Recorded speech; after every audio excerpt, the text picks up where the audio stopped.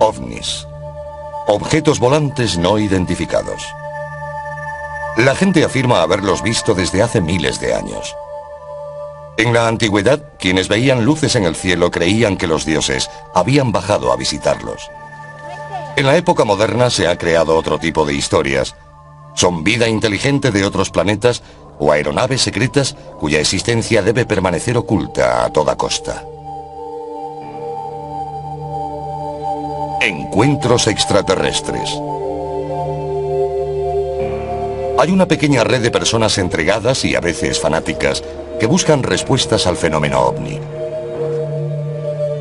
Citan miles de incidentes relacionados con ovnis a lo largo de la historia, como posibles pruebas de naves alienígenas que han visitado la Tierra. Su gran oponente, el ejército de Estados Unidos. Los que creen en ovnis afirman que el gobierno oculta información sobre objetos volantes no identificados, para proteger proyectos militares secretos y para mantener oculta al público la delicada información sobre tecnología extraterrestre.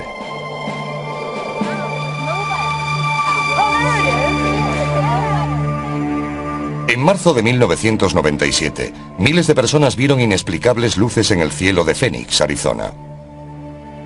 Algunos creen que presenciaron el vuelo de una gigantesca nave extraterrestre sobre sus cabezas. Estas mujeres dicen haber encontrado una nave militar de la era espacial en una carretera a las afueras de Houston. Afirman haber sufrido misteriosos problemas de salud a consecuencia del encuentro. ¿Tienen estos observadores pruebas de encuentros con ovnis? ¿Está el gobierno de Estados Unidos involucrado en una conspiración para ocultar información sobre los ovnis? ¿O quedarán archivados para siempre como sucesos inexplicables? Durante la segunda semana de marzo de 1997, muchos residentes de Phoenix vieron extrañas luces en el cielo. Cada noche, alrededor de las 9, solía aparecer un curioso despliegue. A lo largo de la semana, comenzó a extenderse un rumor por toda la comunidad ovni. Teléfonos móviles, buscas y páginas web corrieron la voz de actividad inusual en el cielo de Phoenix. Tom King, armado con su extraña pero profesional cámara casera, se fue a la reserva india de Gila River para ver mejor las luces. La observé durante unos segundos y pensé, esto no es un avión, no sé qué es. Vamos a por estas cosas. Corrimos hasta los coches y cogimos nuestro equipo de vídeo. Regresamos allí arriba con el vídeo, el telescopio, los prismáticos y todo lo demás. Entonces empezamos a grabar y la primera luz se apagó. Unos 10 minutos después se encendió toda una formación.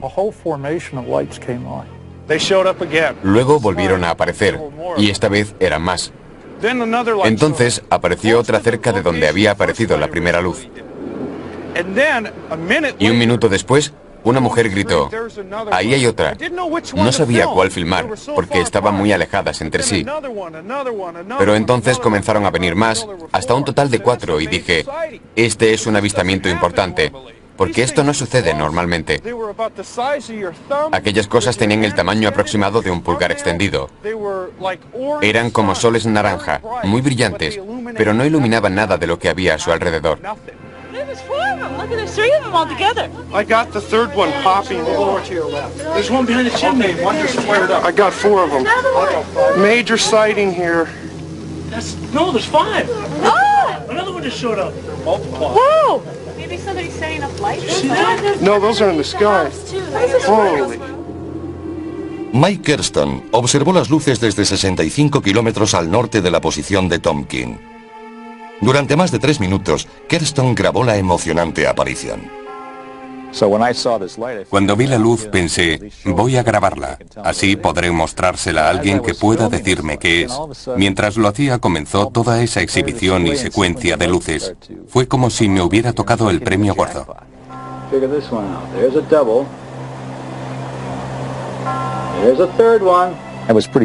Sostenía la cámara firmemente. El único error que cometí, por supuesto, fue mover el zoom, porque así desenfocaba las luces. Llamé a mi esposa y vino hasta aquí. Estaba muy excitada. Lo que grabé sucedió a las 10 de la noche y al parecer los avistamientos tuvieron lugar desde las 8:15 hasta las 10 en punto. Hubo muchos testigos. Hey Sue, take a look at this. Submitted for your approval. What have we got here? Oh my God! I hit pay dirt. Finally. Well, that is a totally different configuration than we've ever seen before. Nadie sabía lo que veía, incluso quienes estaban acostumbrados a observar el cielo. Un piloto comercial y su esposa, azafata, estaban justo debajo del desconcertante avistamiento. Han preferido mantener oculta su identidad. Y estas luces muy grandes formaban una V que apuntaba al sur, desplazándose muy despacio. Así que presté atención, pero no se oía nada en los alrededores, y aquella enorme V tapaba la visión de las estrellas. El hecho de que no hiciera ningún ruido me daba escalofríos. Más o menos cuando estuvo sobre nuestras cabezas, fue cuando me di cuenta de que no sabía qué estaba mirando. No eran cazas ni aviones grandes, iban tan despacio que parecía que flotaban en el cielo. Me quedé allí de pie observándolos fijamente hasta que se perdieron de vista. Las llamadas informando del extraño suceso saturaron el teléfono de la policía de Phoenix. Recibimos varias llamadas. La gente no sabe a quién llamar cuando ocurre algo parecido y suele marcar el 911. Desgraciadamente, poco podemos hacer. No sabemos si son de las fuerzas aéreas, del gobierno o si se trata de un ovni, para serles sincero. Los ciudadanos llamaron a la cercana base de las fuerzas aéreas de Luke, preguntando si tenían algo que ver con la exhibición. En las semanas siguientes al 13 de marzo, las fuerzas aéreas no hicieron ningún comentario al respecto, pero la Guardia Nacional de Arizona afirmó que no hubo aviones de maniobras aquella noche y que su radar no había detectado nada extraño en el cielo. A pesar de la negativa, la policía de Phoenix insistía en que el ejército debía haber estado tramando algo. Tenemos Nuevo México al este y California al oeste. Normalmente se lanzan muchos misiles. En una noche clara pueden verse desde aquí, en Phoenix. Cuando se ve algo inexplicable, es probable que las fuerzas aéreas o alguien esté haciendo un lanzamiento. Pero muchos no creían esta explicación. La concejala de Phoenix, Frances Barwood, decidió sacar el tema en una reunión municipal. Apparently, the Air Force and nobody is doing any investigation on it, and I'd just like to know if anybody has any information from the city and if the city is checking into it. Apparently, from what I saw on television, it was about the size of a football field, and there was 7 lights, and they all moved together like they were attached to something. So we don't know if it was a prank or, you know, something that was just huge out there. But, you know, kind of curious, especially since people are starting to ask more questions. Thanks. Thank you. Se produjo un silencio y luego siguieron hablando. Fue algo bastante extraño. Tras la reunión, uno de los tenientes de alcalde se me acercó y me dijo que no querían discutir ese tema y que no debería haber hecho la pregunta, que había abierto la caja de Pandora. Después de la reunión, Barwood fue ridiculizada por la prensa y por algunos colegas del ayuntamiento. Para la concejala Barwood y muchos ciudadanos desconcertados, quedó claro que la ciudad no tenía intención de tomarla en serio o de abrir una investigación. ¿Qué vieron miles de testigos en el cielo la noche del 13 de marzo? ¿Era un gigantesco platillo volante de otro mundo o algo más? La comunidad ovni cree que alguien del ejército tiene que saber la verdad.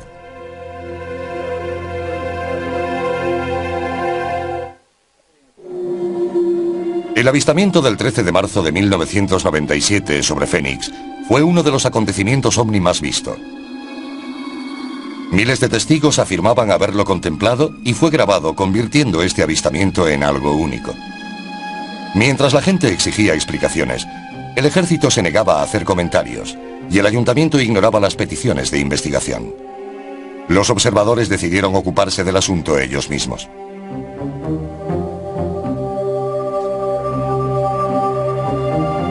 Ted Lohman fue uno de los más prominentes investigadores de ovnis que participó en el asunto. Lohman es un metalúrgico que a finales de los años 80 se quedó casi ciego por un accidente laboral. Durante la recuperación, su padre lo inició en su interés por los ovnis. Lohmann se metió de lleno en la llamada ufología. Más tarde, creó un programa de televisión como foro público sobre los ovnis. Me impliqué en la televisión participativa en 1991 y me dispuse a mostrar al mundo que el fenómeno ovni existía, con personas creíbles que hablaban del tema. Ed Lohmann estaba frustrado por la negativa del gobierno a buscar una explicación para las luces de Fénix. La Guardia Nacional y los oficiales de las Fuerzas Aéreas daban explicaciones contradictorias y engañosas sobre el avistamiento según los investigadores de ovnis. Al principio el flujo de información era irregular. Intentamos seguir los canales normales, según lo dicho por los investigadores, que llamaron en primer lugar a la base de Luke.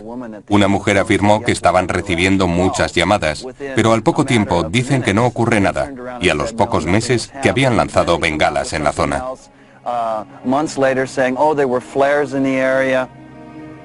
La Guardia Nacional de Arizona había dicho en principio que no tenía aviones en el cielo el 13 de marzo. En mayo, después de que el periódico USA Today publicara un artículo sobre el incidente, cambió su historia diciendo que la Guardia Nacional de Maryland había lanzado bengalas sobre el campo de tiro de Gila River en unos ejercicios. Lohmann decidió mandar a analizar el vídeo de las luces de Fénix para ver si esta nueva explicación podía ser confirmada. Cuando recibes algo como las luces de Fénix, hay que ponerlo en manos de expertos. Contacté con Jim Diletoso, en quien confiaba que estudiaría el fenómeno con la mente abierta y que me diría lo que pensaba en realidad.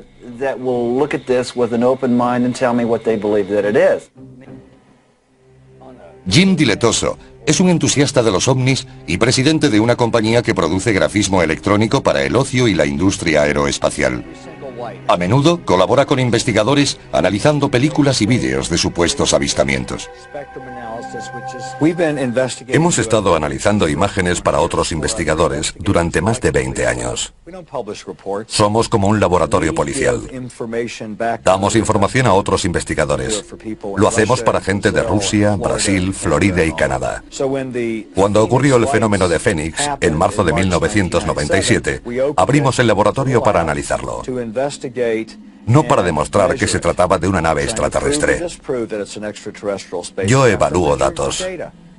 Diletoso apoya la creencia de Lohmann sobre que el avistamiento de Fénix no puede ser descartado con la explicación de las bengalas. Cuando las comparamos con luces de aviones, de coches o bengalas, para ver si coincidían, no lo hicieron. Geográficamente, cuando triangulamos los 5 vídeos grabados, los situamos en una posición que no está ni remotamente cercana a donde la Guardia Nacional supuestamente lanzó las bengalas.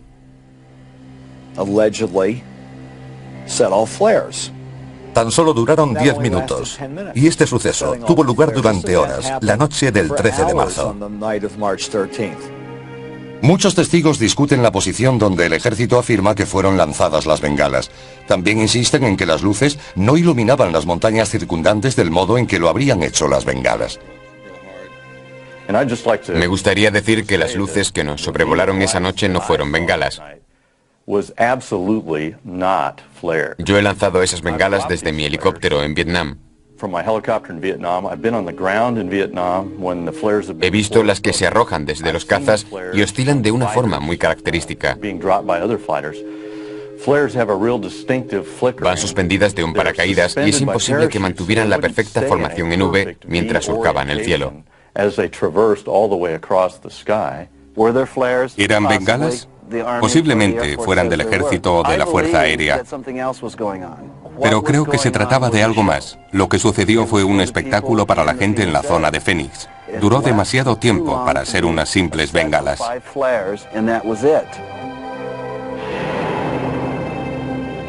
¿Qué ocurrió realmente el 13 de marzo de 1997? ¿Vieron los miles de residentes de Fénix pasar sobre ellos una nave extraterrestre entre las 8:30 y 10 de la noche? Los escépticos cuestionan las técnicas de investigación de los llamados ufólogos. La responsabilidad de probar el suceso ovni reside en la persona que cuenta la historia, no en la que intenta desacreditarla. Tanto en la ciencia como en la vida real, las pruebas deben ser tales que no haya otra explicación más lógica, más fácilmente aceptada o más verosímil. Meses después, la Guardia Nacional de Arizona dio finalmente una explicación oficial a las luces de Fénix. Afirmaron que los avistamientos se debieron a una unidad aérea de maniobra sobre el sur de Arizona. La grabación de las 8:30 mostraba una formación de aeronaves por la zona. Más tarde, alrededor de las 10 en punto, se trataba de bengalas lanzadas por la Guardia Nacional de Maryland sobrevolando el sudeste de Phoenix. Todo lo que vio la gente fue un grupo de luces. Hubo quien las unió imaginando un objeto. Incluso algunos en la comunidad ovni dicen que las bengalas podrían haber sido las responsables de los avistamientos de las 10 en punto, pero afirman que los aviones convencionales no podrían haber producido la formación en V, vista por los testigos entre las 8 y las 10. El patrón parece militar, pero la gente tenía una impresión muy diferente de lo que sucedió a las 8:30. Si observamos la trayectoria de vuelo, algo muy importante, y trazamos una línea hacia el noroeste de Henderson, Nevada, nos lleva a la base aérea de Nellis y al Área 51. El Área 51 es la Shangri-La de la comunidad ovni. Una base militar secreta en el desierto de Nevada que no aparece en ningún mapa del gobierno. Creen que el gobierno esconde muchos de sus secretos sobre ovnis en la famosa base. Los primeros informes llegaron del noroeste y directamente de acuerdo con esa línea. Hubo muchas especulaciones acerca de algo procedente de la base aérea de Nellis o Área 51, un avión espía supersecreto que vino en esta dirección. Estos observadores no están seguros de qué provocó las luces del 13 de marzo. Las teorías de aviones espía proliferan junto a las de naves extraterrestres, pero todas coinciden en pedir que el gobierno muestre al público la información que posea. Creo que hablo en nombre de la mayoría de la gente del campo de la ufología al decir que queremos la verdad. Quizás deseemos no haberla sabido una vez sea revelada, pero queremos que todo salga a la luz. Mucha gente, incluida al menos una concejala, pide una investigación sobre lo que sucedió. Yo pago con mis impuestos el combustible y los aviones, y cuando tengo serias preguntas y pruebas de algo, exijo alguna respuesta. Pienso que hay una ley no escrita por la que no se pueden preguntar estas cosas cuando formas parte del concejo. Se han reído de la gente que afirma haber visto algo. Yo nunca he visto nada, pero obviamente algo sucedió aquella noche. Cientos de personas me han contado lo que vieron y todos describen lo mismo. Allí hubo algo. A pesar de la demanda de la comunidad ovni, el ejército ha insistido en que no tienen nada más que decir sobre las luces de Fénix de marzo de 1997.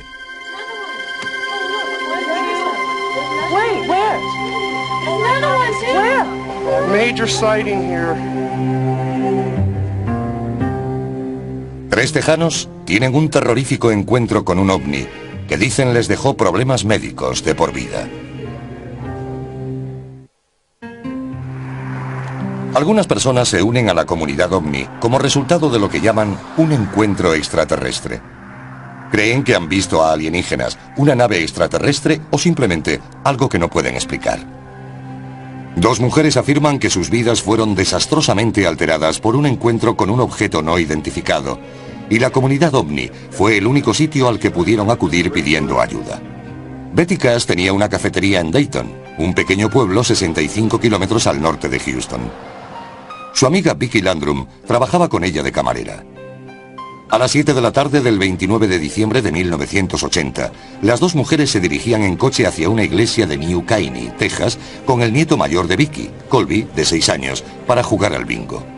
Cuando descubrieron que se había suspendido, los 3 emprendieron la vuelta sobre las 9 de la noche. Salimos de New Caney hacia Dayton. De repente, Colby miró hacia arriba y dijo: Abuela, ¿qué es esa luz brillante? Era tan brillante que ni siquiera podía ver la carretera.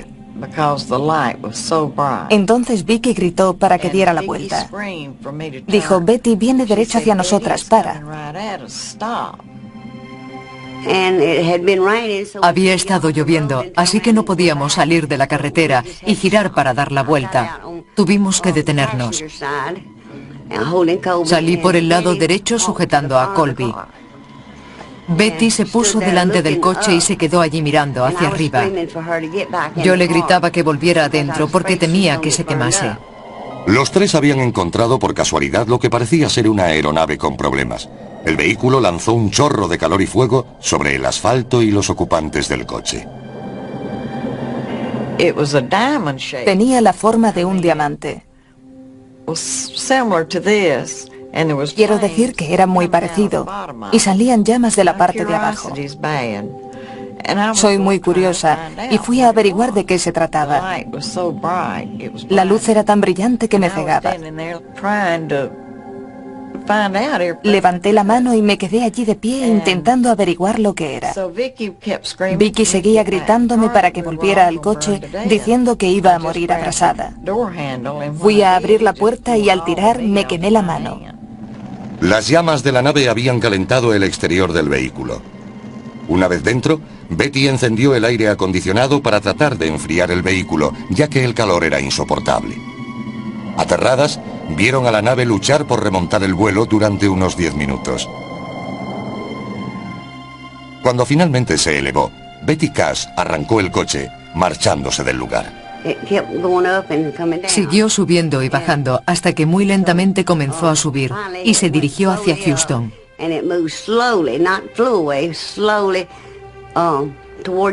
A medida que nos marchábamos, comenzamos a ver helicópteros. Y no eran de los pequeños, sino de los que utilizan para lanzar a paracaidistas. Conté 23. Vicky dijo que había contado 21. Perseguían al objeto. No iban a parar aunque supieran que estábamos allí.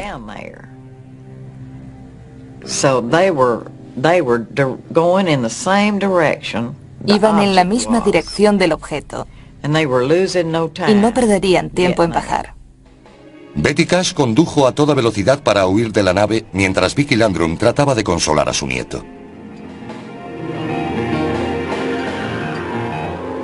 Pero a medida que bajaban por la carretera rural, se cruzaron varias veces con la extraña caravana. Después de haber conducido durante unos 12 kilómetros, vimos un grupo de helicópteros que volaban con las luces encendidas. Eran de los grandes. Betty Cash, a pesar de las graves quemaduras de su mano, cuello, cabeza y pecho, se las arregló para conducir hasta Dayton. Vicky tenía quemaduras en la cara, Colby en la espalda. Deshidratados, los tres bebieron agua y contaron a sus familias y amigos lo sucedido. El hijo mayor de Betty, de 20 años, trató de convencerla para ir al hospital. Cuando las noticias locales no comentaron el suceso, ella decidió esperar. Me pidió que fuésemos esa misma noche cuando le conté lo sucedido. Pero le dije, si vamos al médico pensará que estoy loca. Tengo que irme a la cama. Pasé la noche muy enferma, vomitando.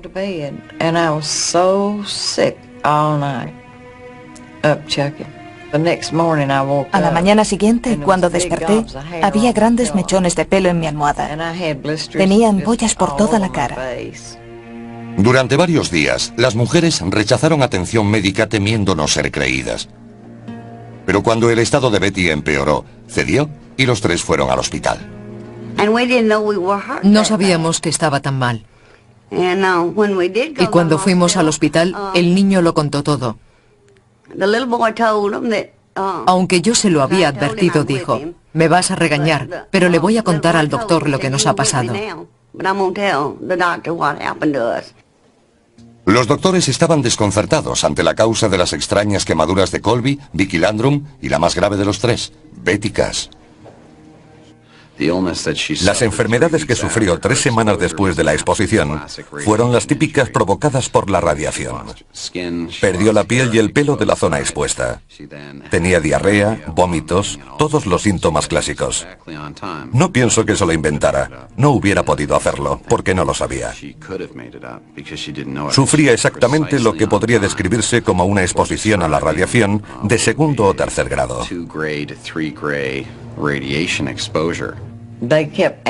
Me preguntaban continuamente cómo me había quemado.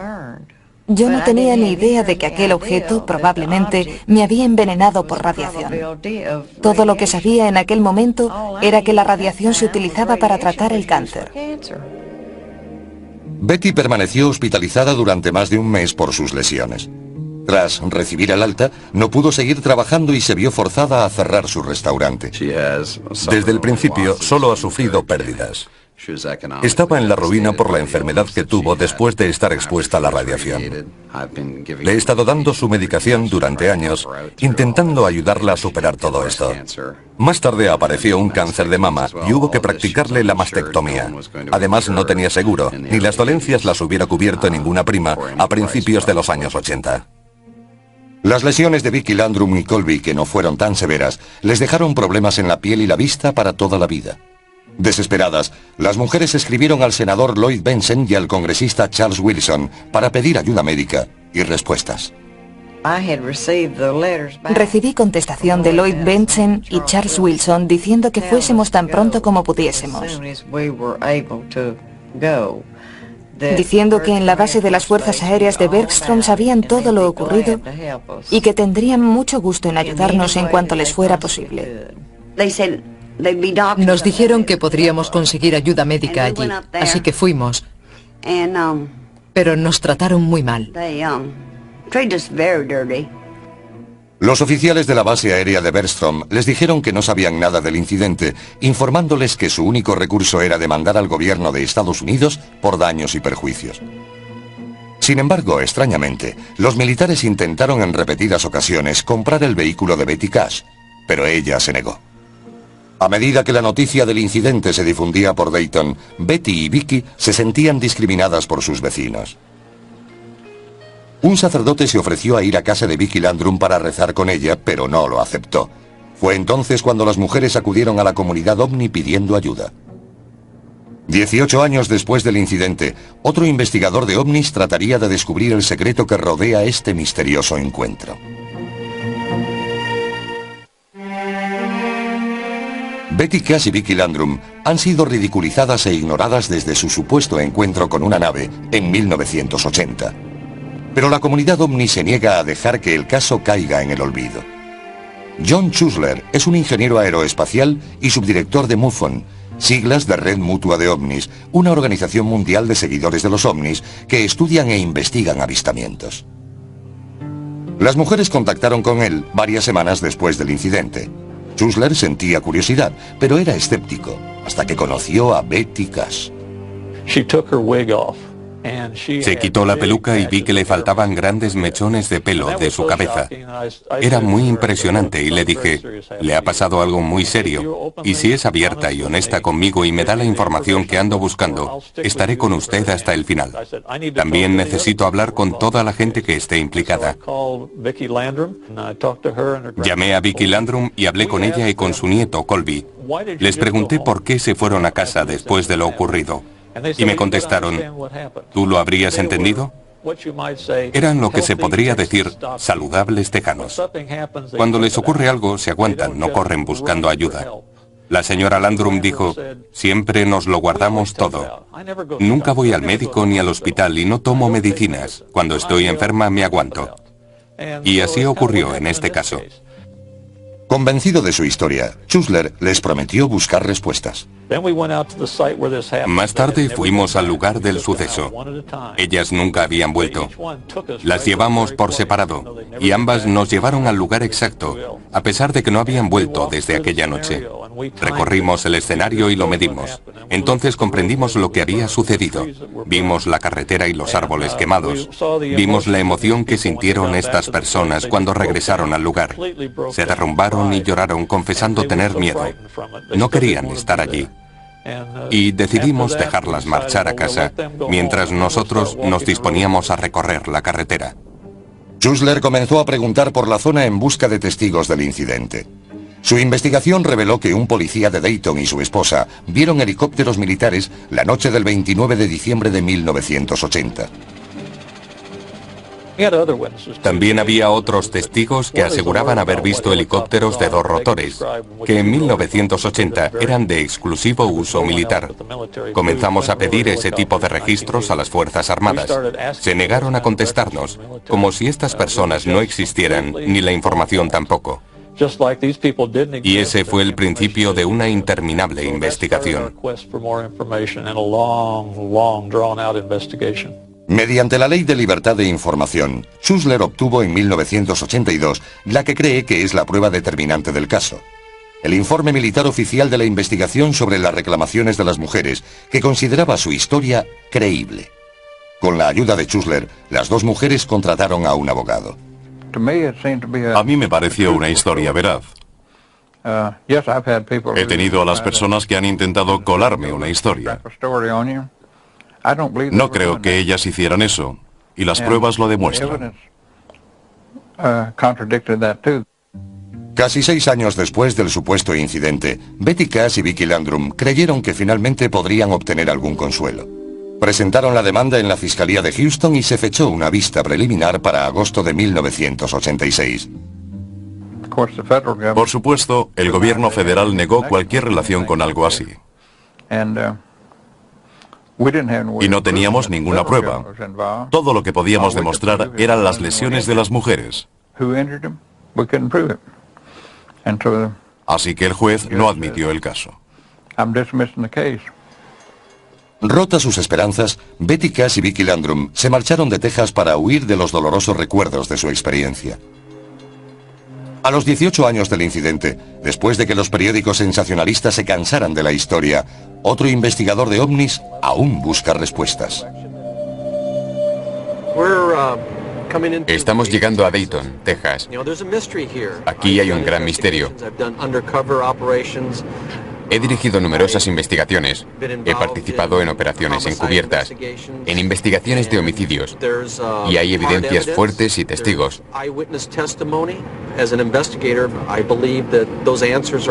Como investigador, espero descubrir información que pueda desvelar este misterio y añadir otra pieza al puzzle de lo que sucedió el 29 de diciembre de 1980. Ken Storch es policía de Denver, miembro del MUFON y exsargento de las Fuerzas Aéreas.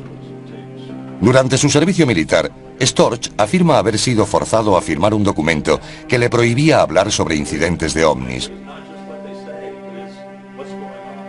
Su involuntaria participación en una supuesta ocultación del gobierno le hizo comprender la experiencia de Betty Cash y Vicki Landrum. Betty Cash, Vicki Landrum y Colby pasaron esa curva y se encontraron de frente con algo desconocido. Se trataba de un objeto brillante con forma de diamante que emitía una fuente de potencia de alta intensidad, según ellas, una llama.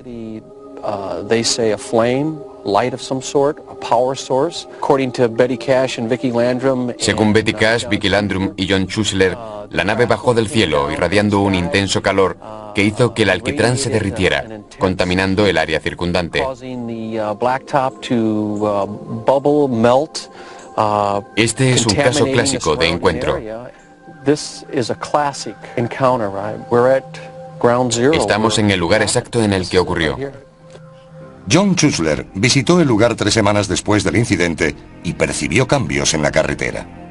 Volvimos algunas semanas más tarde y vimos que aquel tramo de carretera había sido extraído y reemplazado. Nos pusimos en contacto con todos los servicios de obras públicas del estado, la ciudad y el condado. Todas nos dijeron que no habían reformado la carretera. Algunos testigos decían haber visto a gente trabajando, pero los camiones no llevaban identificación. 6 u 8 semanas más tarde, volvió aquel mismo equipo para levantar el suelo y pavimentarlo una vez más. De hecho, en la excavación, eliminaron unos 20 centímetros de superficie. Si se observa con atención, aquí hay hormigón, asfalto, y la textura cambia radicalmente en este tramo.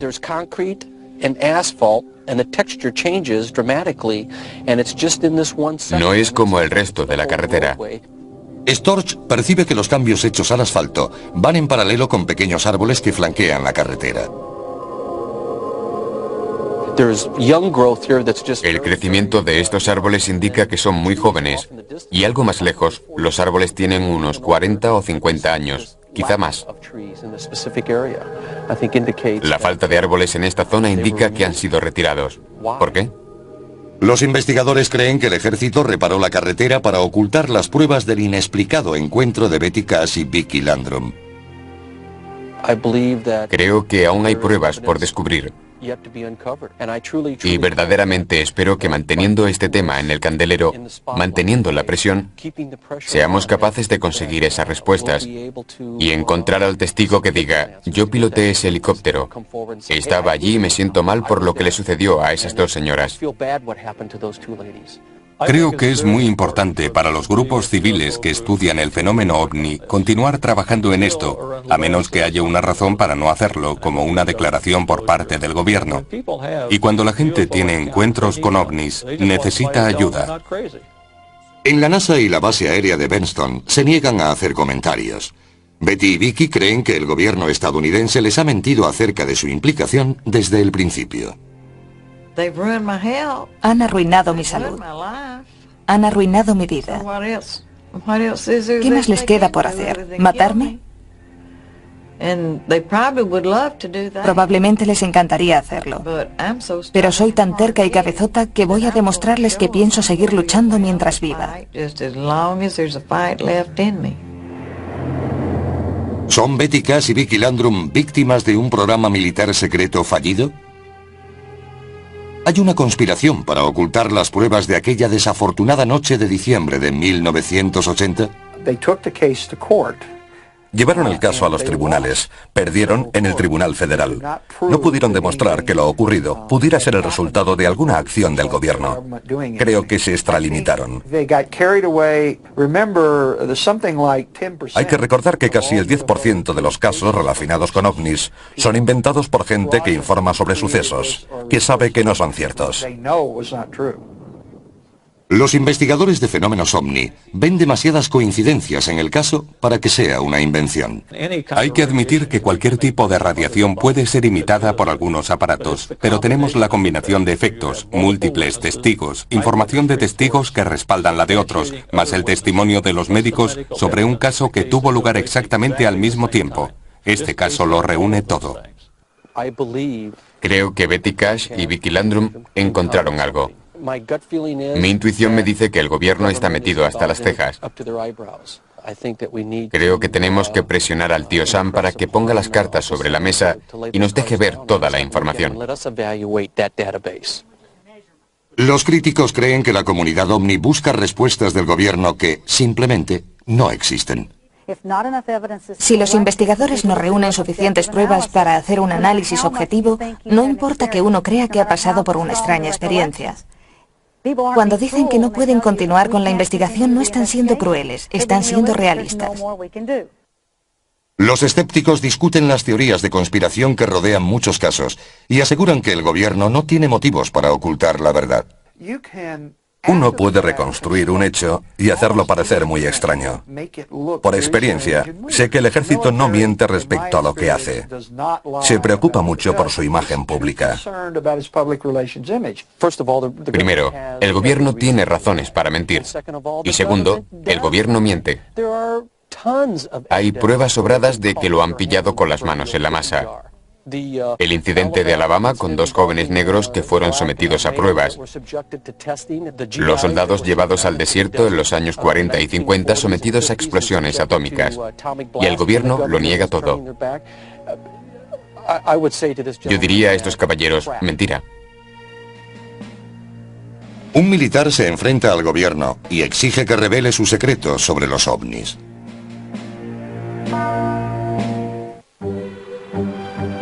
Por todo Estados Unidos y el mundo, los entusiastas de los ovnis se reúnen para intercambiar historias, compartir información y lamentarse por la negativa del gobierno a comentar este misterioso fenómeno. Uno de los críticos más elocuentes del secretismo del gobierno es el sargento mayor retirado Robert Dean, que durante los años 60 tuvo un alto cargo en la OTAN. Dean afirma haber visto un documento militar altamente secreto que contenía información sobre incidentes con ovnis que casi desencadena la Tercera Guerra Mundial.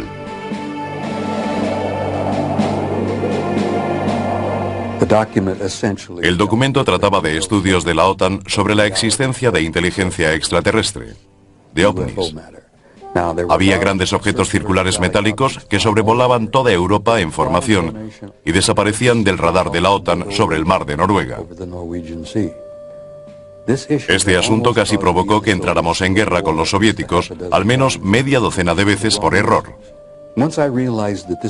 En cuanto me di cuenta de que se trataba de un hecho y no de un mito o una leyenda, me impactó tanto que aún no he podido superarlo.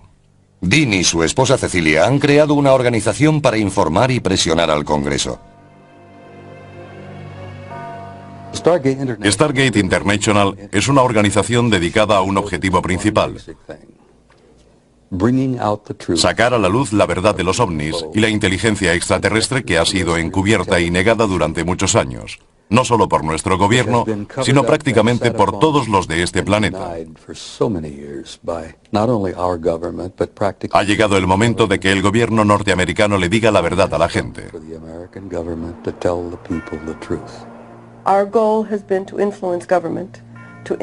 Nuestra meta ha sido influir en el gobierno y en el Congreso para conseguir audiencia, logrando quizás no el hecho de que revelen información y pruebas actuales de la existencia de ovnis, sino que al menos nos den la oportunidad de que lo hagamos nosotros. Robert Dean cree que la política del gobierno de negar la existencia de ovnis y ocultar pruebas viola los derechos constitucionales de sus ciudadanos. Juré dar mi vida, si era necesario, para defender la Constitución de Estados Unidos. Y no me lo tomé a la ligera. He estado en muchas guerras, muchas que la gente ni siquiera conoce. Y para mí está muy claro que nuestro proceso constitucional está literalmente en peligro por esas mentiras y tapaderas, por 50 años de engaños. Dean cree que el gobierno tiene cientos de historias que aún tiene que contar sobre encuentros con ovnis. Según Dean, la conferencia de prensa de las Fuerzas Aéreas estadounidenses de 1997 respecto al accidente de una nave alienígena en Roswell, Nuevo México, fue otro engaño. We are very, very proud of this report. We think in our office that this answers lots of questions, and it answers them logically and with integrity. Me refiero a lo absurdo de las recientes declaraciones de las Fuerzas Aéreas sobre Roswell. Primero se trataba de un globo, luego no lo era, y más tarde sí, pero de un tipo diferente. Ahora dicen que lanzaron muñecos para simular accidentes por la zona. No importa que aquello sucediera hace 10 años. Les digo a ustedes y a los espectadores que la gente no va a tolerar esto por más tiempo.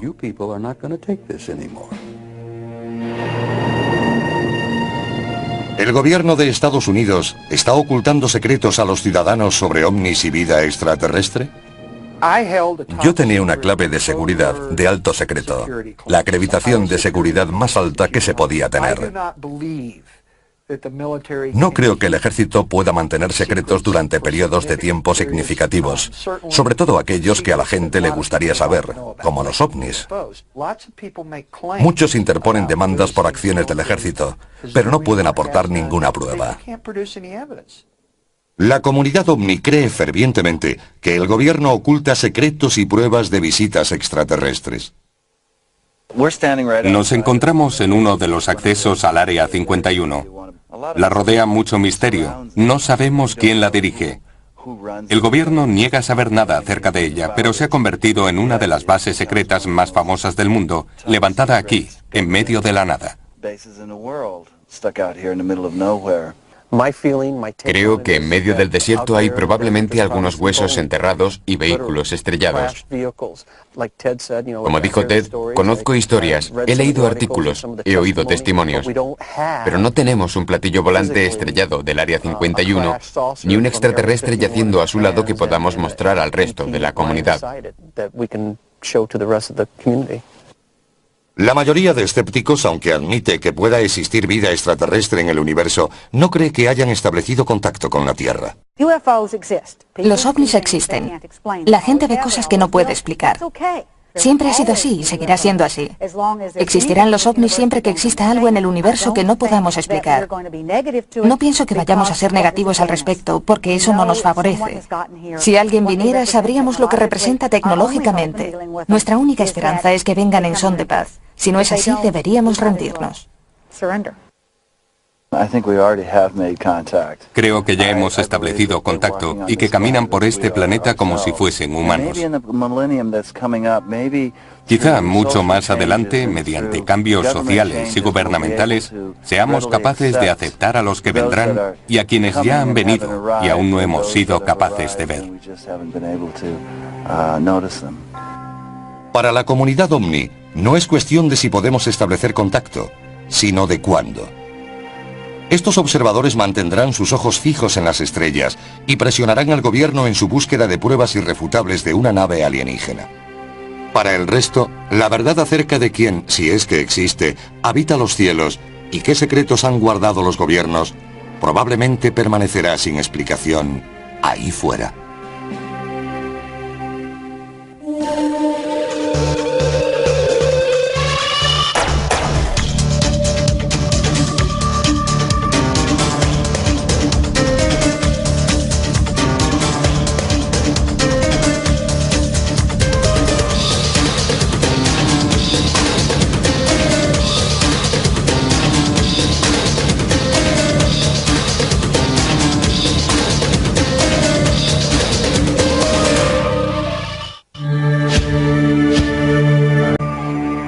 En marzo de 1997, miles de personas vieron inexplicables luces en el cielo de Phoenix, Arizona. Algunos creen que presenciaron el vuelo de una gigantesca nave extraterrestre sobre sus cabezas. Estas mujeres dicen haber encontrado una nave militar de la era espacial en una carretera a las afueras de Houston. Afirman haber sufrido misteriosos problemas de salud a consecuencia del encuentro. ¿Tienen estos observadores pruebas de encuentros con ovnis? ¿Está el gobierno de Estados Unidos involucrado en una conspiración para ocultar información sobre los ovnis? ¿O quedarán archivados para siempre como sucesos inexplicables? Durante la segunda semana de marzo de 1997, muchos residentes de Phoenix vieron extrañas luces en el cielo. Cada noche, alrededor de las 9, solía aparecer un curioso despliegue. A lo largo de la semana, comenzó a extenderse un rumor por toda la comunidad OVNI. Teléfonos móviles, buscas y páginas web corrieron la voz de actividad inusual en el cielo de Phoenix. Tom King, armado con su extraña pero profesional... Take a look at this. Submitted for your approval. What have we got here? Oh my God! I hit pay dirt. Finally. Well, that is a totally different configuration than we've ever seen before. Nadie sabía lo que veía, incluso quienes estaban acostumbrados a observar el cielo. Un piloto comercial y su esposa, azafata, estaban justo debajo del desconcertante avistamiento. Han preferido mantener oculta su identidad. Y estas luces muy grandes formaban una V que apuntaba al sur, desplazándose muy despacio. Así que presté atención, pero no se oía nada en los alrededores, y aquella enorme V tapaba la visión de las estrellas. El hecho de que no hiciera ningún ruido me daba escalofríos. Más o menos cuando estuvo sobre nuestras cabezas, fue cuando me di cuenta de que no sabía qué estaba mirando. No eran cazas ni aviones grandes, iban tan despacio que parecía que flotaban en el cielo. Me quedé allí de pie observándolos fijamente hasta que se perdieron de vista. Las llamadas informando del extraño suceso saturaron el teléfono de la policía de Phoenix. Recibí cámara casera. Se fue a la reserva india de Gila River para ver mejor las luces. La observé durante unos segundos y pensé, esto no es un avión, no sé qué es. Vamos a por estas cosas. Corrimos hasta los coches y cogimos nuestro equipo de vídeo. Regresamos allí arriba con el vídeo, el telescopio, los prismáticos y todo lo demás. Entonces empezamos a grabar y la primera luz se apagó. Unos 10 minutos después se encendió toda una formación. Luego volvieron a aparecer y esta vez eran más. Entonces apareció otra cerca de donde había aparecido la primera luz. Y un minuto después, una mujer gritó, ahí hay otra. No sabía cuál filmar, porque estaban muy alejadas entre sí. Pero entonces comenzaron a venir más, hasta un total de 4, y dije, este es un avistamiento importante, porque esto no sucede normalmente. Aquellas cosas tenían el tamaño aproximado de un pulgar extendido. Eran como soles naranja, muy brillantes, pero no iluminaban nada de lo que había a su alrededor. Look, there's 3 of them all together. I got the third one popping. There's one behind the chimney. One just flared up. I got 4 of them. Major sighting here. No, there's 5. Oh! Another one just showed up. Whoa! Maybe somebody's setting up lights. No, those are in the sky. Holy. Mike Kerston observó las luces desde 65 kilómetros al norte de la posición de Tompkin. Durante más de 3 minutos, Kerston grabó la emocionante aparición. Cuando vi la luz pensé, voy a grabarla, así podré mostrársela a alguien que pueda decirme qué es. Mientras lo hacía comenzó toda esa exhibición y secuencia de luces. Fue como si me hubiera tocado el premio gordo.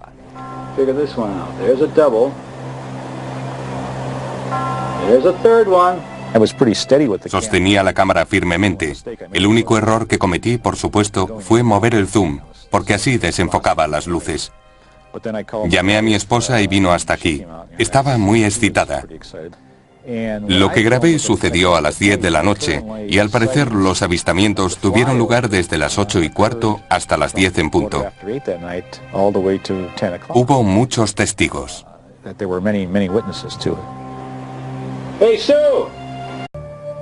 OVNIs. Objetos volantes no identificados. La gente afirma haberlos visto desde hace miles de años.